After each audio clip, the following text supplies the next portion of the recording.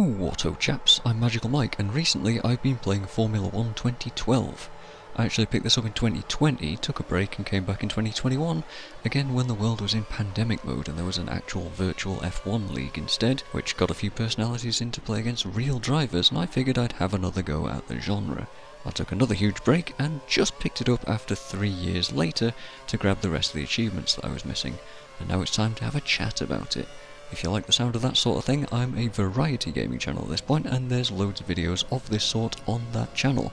So subscribe, drop a like, and check them out. Cheers. I think at some point a bundle of the F1 titles were on sale really super cheap, or maybe even given away, so I have 6 years worth of the main games, 2011 to 2018, for some reason missing 2013 and 2017.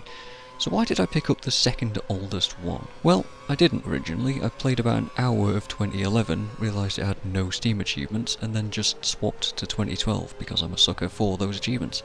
It also gets a lot of positive reviews online for being a special era of the sport, and for having a lot of fun translations into gaming. We're talking about a stacked grid of F1 legends, V8 engines, DRS, KERS, and a solid lineup of race locations that year. Like, I don't think there's anything in the game that I could say anything negative about. Nothing stood out as particularly bad to me, so I see why fans look back at this one as a good old entry. Before I get too into this video though, I do want to mention that I'm not much of an F1 fan.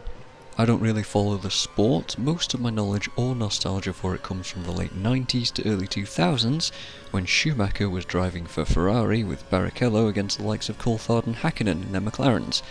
The old V10 engine era with groove tyres and all of that stuff. I also haven't played any of these games since 98 or 99 on the PlayStation, and I was never very good at that, so there was definitely a learning curve for this style of extremely high precision driving for me. Despite that, I was able to get into this really easily. There's a driver's test which acts like a tutorial, much like the modern Codemasters games use systems to teach you how to drive. Little tests, practice scenarios with gates to pass through and clearly marked braking zones, lines drawn around the corners and that kind of thing. I found it did a good job of teaching me exactly how to handle an F1 car in this game by showing me the limits of what they can do and how to approach and avoid incidents. The most important things to learn are braking in a straight line, accelerating and steering smoothly, and not being too aggressive on any of those inputs. You can lock your brakes really noticeably in this game, which makes slamming on them or trying to turn too hard under braking a huge punishment. It's a good bit of teaching to take a corner hard on the brakes, only to see your wheels lock and for you to go perfectly straight on and into a gravel trap. I learned pretty quickly how to be smoother with all my inputs, seeing a huge difference between that and easing off as the speed drops and taking corners with a ton more exit speed. A similar thing happens with accelerating as well, where if you slam on too hard mid-corner, you're probably going to spin. It's remarkably easy to lock up or spin in this game if you're too aggressive. Patience is key. Saying that though, the feeling of downforce in-game is really impressive. Taking the 130R at Suzuka at max speed feels great as you stick so hard to the road. It is a truly impressive thing to think about. There's also a bunch of assists that you can use, all of which will slow you down a little bit, but can help you drive a lot. I'm actually using all of them here, apart from braking and steering assists in this video.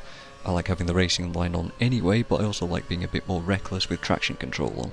You'll still screw up if you push it too hard though, so don't think you're invincible. Damage is also crazy important here, and I've turned that off as well, but if you want to simulate it, you can, and expect to lose many front wings all of the time if you come too close to a high curb, another driver, or a wall.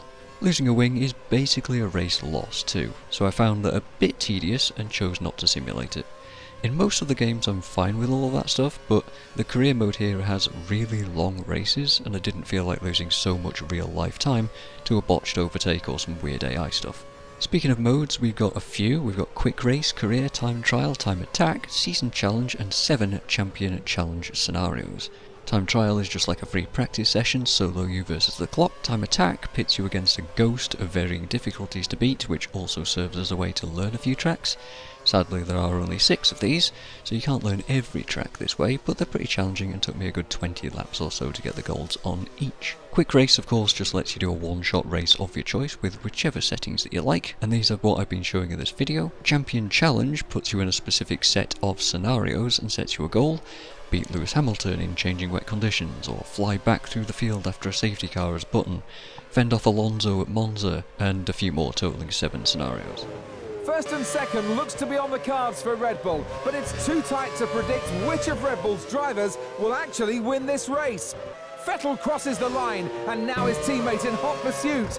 Both have traded wins and fastest laps this season, and neither consider victory complete without the fastest lap of the race too. Michael Schumacher, who is on lap 50 of 56, has just gone by. His car is definitely easier on its tyres than his teammate, who I can see in the pits. Yes, he's had to stop again. Disaster, surely. This may well have ruined his race. He's going to have to put qualifying lap after qualifying lap in if he's going to have any chance of taking something from this weekend. These were pretty challenging too. I'd say each one took me 5 to 10 tries, apart from the finale and Silverstone in the wet, which I both one-shot. These were fun too. They felt more unique and tailored than the career mode does, so it's a shame that there were so few of them. Season Challenge is kind of like an arcade mode or a shortened career season. You pick a starting team somewhere low on the seeding, like Caterham or HRT, and race a specific set of 10 tracks in specific conditions while trying to beat your rivals, take their seats in a new, better racing team, and work your way to race wins to earn points for the season. Each race is 5 laps with a one-shot qualifying, so 6 laps kind of. Expect the shortest career race to be 12 laps, with some being 15, 18 or 20. A race in Season Challenge takes about 10 minutes or so. There's no pitting unless you really want to, and shouldn't unless you want to lose. There's also no need for tyre or fuel management beyond being a little bit careful with your fuel mixes.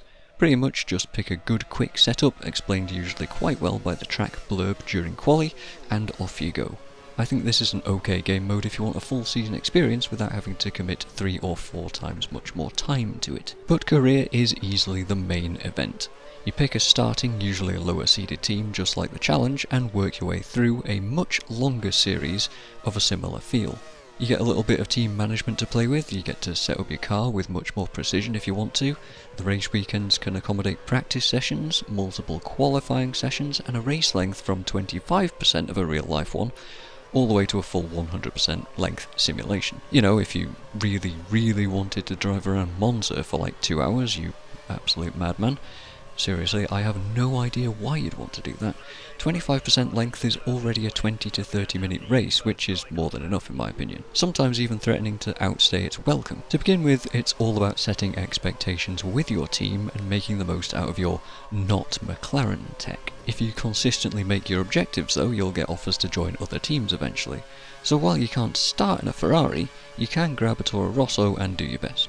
You could also start with HRT or Marussia, which is a terrible idea because they don't even have KERS, the kinetic energy recovery system in the game, so you're at a massive disadvantage. I've frankly never even heard of these teams before now. There is a good roundup of teams to play with though, and a bunch of well-known drivers to race with, or against. Caterham with Jarno Trulli, Ferrari of course with Alonso and Massa at the time, Lotus with Kimi Räikkönen, McLaren with Jenson Button and Lewis Hamilton, Mercedes with Michael Schumacher's final season before he retired, Red Bull with Sebastian Vettel and Mark Webber, Force India, Sauber, Toro Rosso, Marussia, or Marussia, I don't even know how to pronounce that at this point, with Tim Oglock, yes I know his real name, HRT and Williams.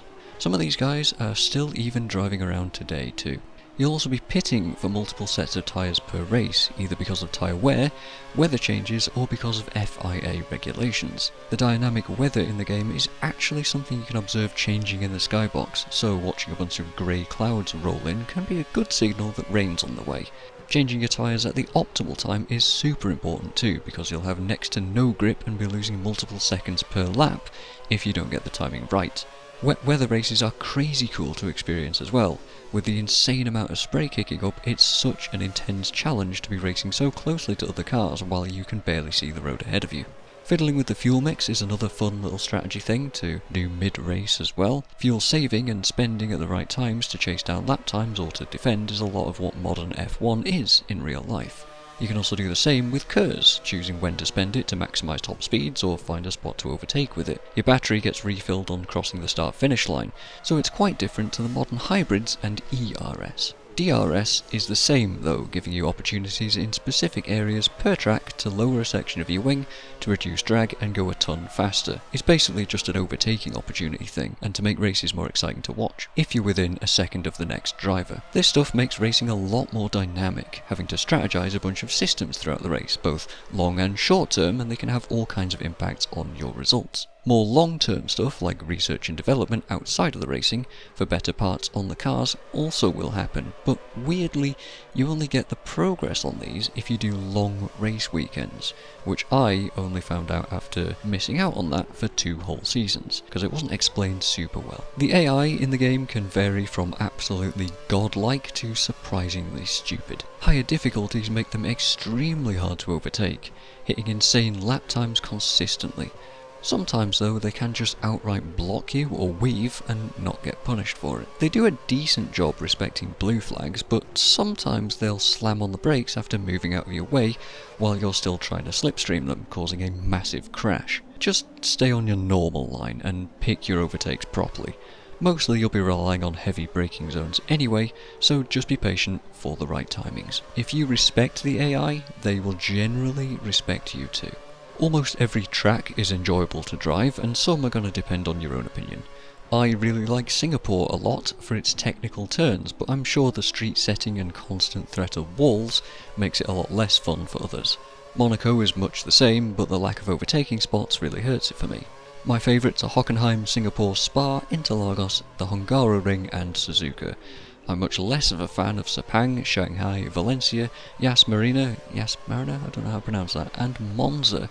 And not because of T1's pile-up potential, although it does still happen, I'm just terrible at the Lesmos and Parabolica. There's 20 circuits in total in the 2012 season, and I did take notes on all of them originally, but you know, you'll find all kinds of characteristics on each one that make or break them for you. Certain sectors, or curbs, or bits of scenery, they're all fun in their own ways, and everyone has their favourites.